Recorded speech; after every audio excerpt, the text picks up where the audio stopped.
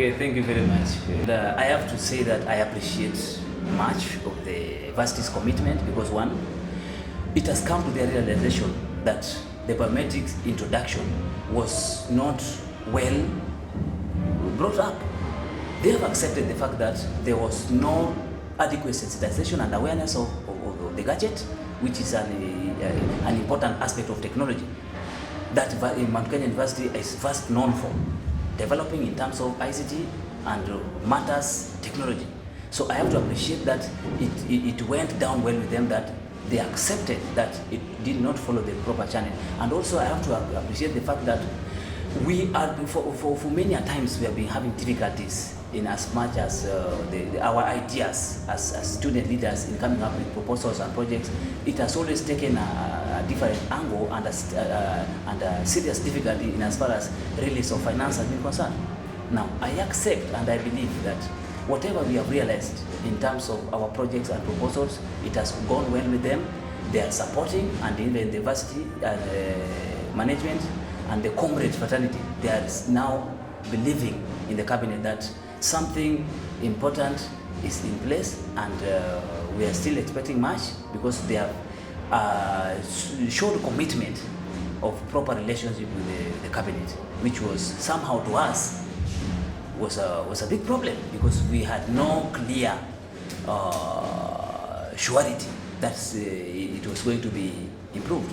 And we have arrived to a conclusion that a team of the leaders who attended the meeting, we are coming up with a sensitization team that is going to create awareness to comrades of the relevance of the biometrics through quality paper by them attending their lectures, and the lecturers also taking the opportunity to cover well within the time frame so that the service delivery for as far as academic quality assurance is concerned. And another thing that I can also say that in matters security, they have tried, because we have been having negotiations.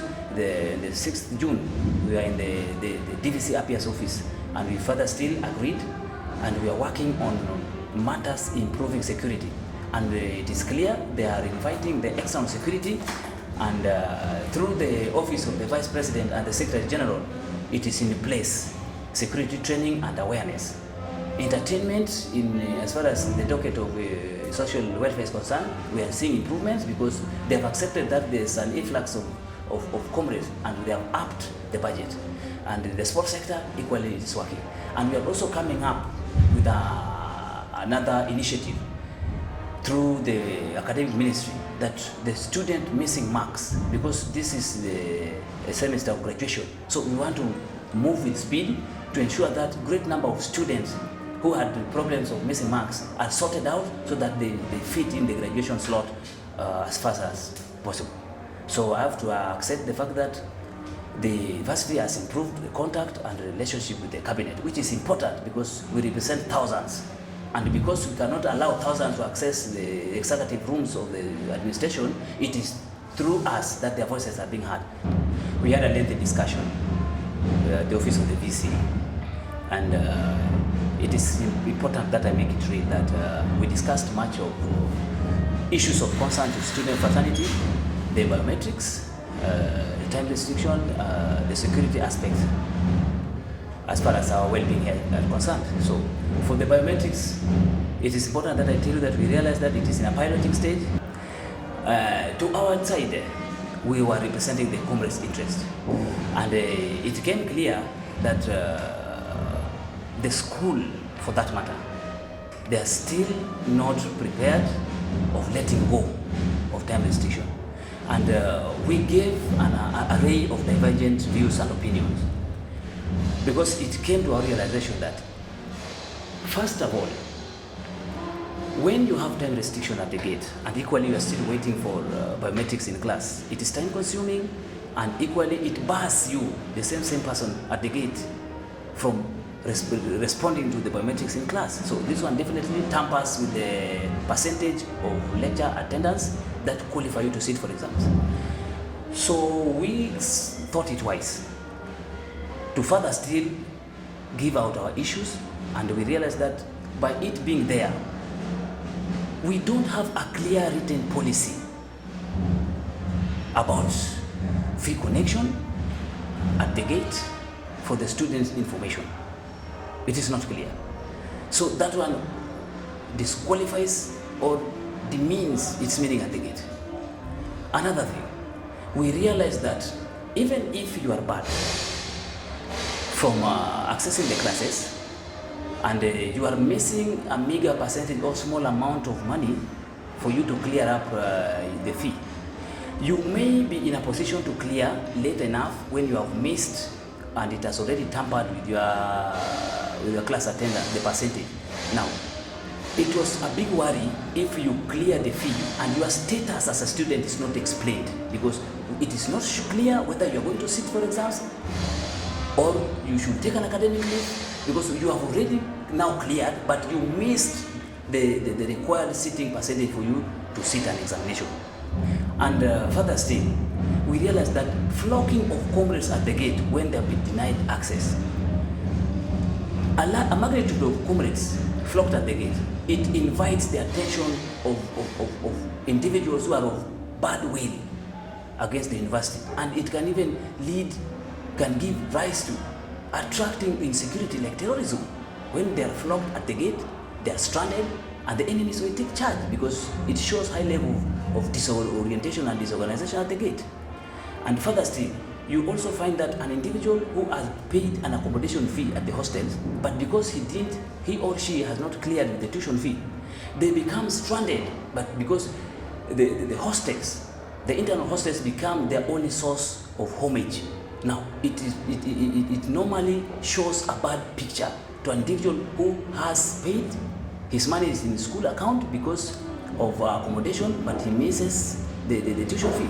Now, if you deny him access, where do you expect an individual of that nature to spend the night?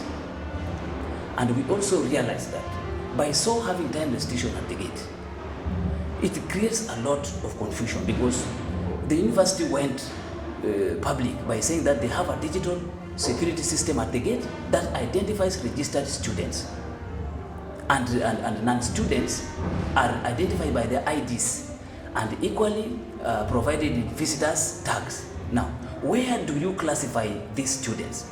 Are they not registered by the virtue of the fact that they have not paid their fees, which it is not intentional and they are willing to clear, or are they automatically being rendered strangers or visitors? And if so, why should they not be offered with the visitors tags? Because this is their home away from home. So we also need to know that what is their definition of a student, because with reference to definition of students at the student handbook, it does not give a clear picture of the student. If you are shy in somehow given amount of money that you are, it is not that you are not going to pay.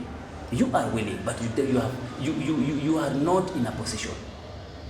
Okay? And we have also requested them that a semester that has got 4 months, equally, you can as well decide that the first 2 or 3 months you give us free access to the varsity, while pending warning through the normal procedures that at this particular date in time you will be required to comply, or failure to, you will be restricted or denied entry. Now that one creates a good rapport.